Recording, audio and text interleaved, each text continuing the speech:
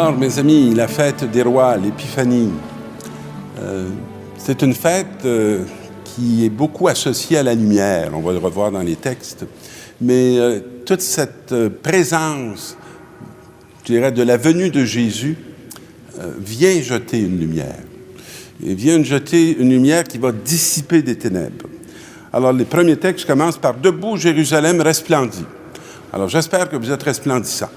Parce que sans être resplendissant, on peut très peu parler de la gloire du Seigneur. Alors, on appartient un peu à la lumière, on appartient au doute, on appartient à une réalité qui n'a rien à voir avec le fait qu'il est là.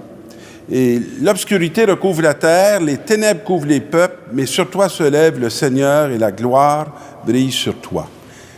Parfois, vous savez, je m'amuse à me dire que notre terre sacrée du Québec, qui a été longtemps une terre qu'on disait sainte par le dehors et qui a pris, je dirais, des orientations qui lui a fait un peu échapper cette vocation. Le Seigneur nous a joué un tour. Et après nous avoir envoyés nombreux, je dirais, visiter les peuples dans leur pays, il a fait que les pays se sont emmenés sur le sol et sur la terre du Québec. Et c'est comme si nous avions à recevoir de ceux qui sont encore porteurs d'un feu, d'une expérience, d'une victoire sur des réalités qui les ont conduits ici. On a à recevoir d'eux cette lumière, mais on a aussi à ressaisir la lumière qui est nécessairement, je dirais, enfouie dans nos racines. Et notre annonce maintenant de cette lumière peut très bien se faire du sol québécois, puisque toutes les nations sont maintenant rassemblées. Et notre ami Paul va nous dire, « Vous avez appris en quoi consiste la grâce de Dieu, celle qu'il m'a donnée pour vous. Par révélation, il m'a fait connaître le mystère du Christ. » Connaître le mystère de quelqu'un, mes amis, là, c'est d'être profondément en relation avec lui. C'est de ne pas être devant un objet. C'est être devant un sujet et qui nous apprend quelque chose de la condition humaine que nous avons en commun. Et c'est sûr que le mystère du Christ, c'est le mystère central. C'est celui qui a fait basculer le monde. C'est celui qui a fait advenir un ère nouvelle. Et le calendrier de l'Occident en est marqué, puisque tout le temps se compte à partir de cette arrivée et de cette venue. Alors, il l'a révélé maintenant par l'Esprit et les saints apôtres et les prophètes. Ce mystère, c'est que les païens sont associés au même héritage. Ils ne sont plus exclus. Et on ne peut pas penser qu'on est privilégié de Dieu comme des préférés, juste pour qu'on se retrouve dans un lien très, très unique et très... et non pluriel.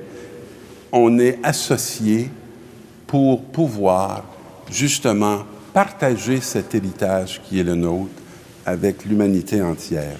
C'est beaucoup le sens de cette fête qui est celle de l'Épiphanie. Et dans ce texte qu'on entend année après année, alors nous avons vu se lever son étoile et nous sommes venus nous prosterner devant lui.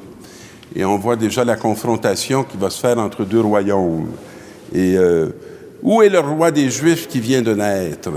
Une question qui va faire trembler Hérode, qui est jaloux de son pouvoir et qui va être le centre et qui va être menacé si on est à la recherche de quelqu'un d'autre que de lui-même.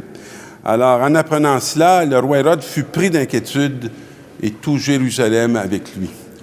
Tous les tenants et ceux qui participent au pouvoir de ce despote, qui ont peur d'être affaiblis et de perdre leurs privilèges si un autre vient faire des propositions qui les écartent. Alors, il va réunir tous les chefs des prêtres et tous les scribes d'Israël pour leur demander en quel lieu devait naître le Messie.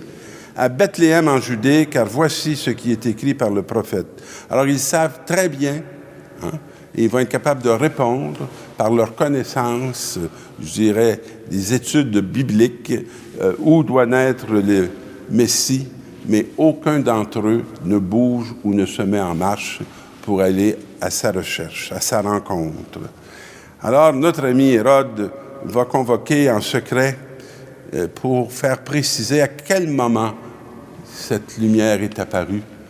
Et il va envoyer à Bethléem les rois mages en leur disant « Allez vous renseigner avec précision sur l'enfant. » On voit déjà un subterfuge pour pouvoir ensuite de ça essayer de retrouver sa sécurité, apaiser sa peur, où il va menacer cette naissance. Et on sait, par l'histoire des saints innocents, qu'il va poser des gestes qui sont des gestes malheureux. Alors, quand vous l'aurez trouvé, avertissez-moi pour que j'aie moi aussi me prosterner devant lui. Alors, ce n'est pas du tout l'intention qui habite le fond de son cœur. Alors, sur ces paroles du roi, ils partirent. Alors, ils sont remis en marche, et c'est très intéressant qu'ils se remettent en marche par les paroles de ce roi païen. Et voilà que l'étoile qu'ils avaient vue se lever les précédait. Alors, à nouveau, ils ont un signe qui vient du ciel, qui les guide. Et elle va arriver dans ce lieu où ils vont trouver l'enfant.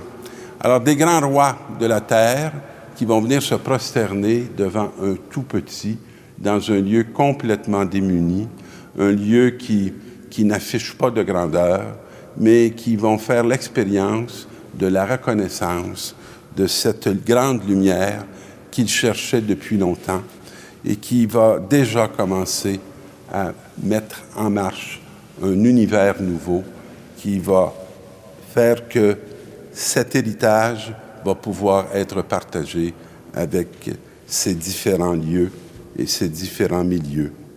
Alors, quand ils virent l'enfant et la mère, tombant en genoux, ils se prosternèrent devant lui. Ce n'est pas de la soumission, c'est de l'émerveillement. Et ils ouvrirent leur coffret et lui offrirent leurs présents.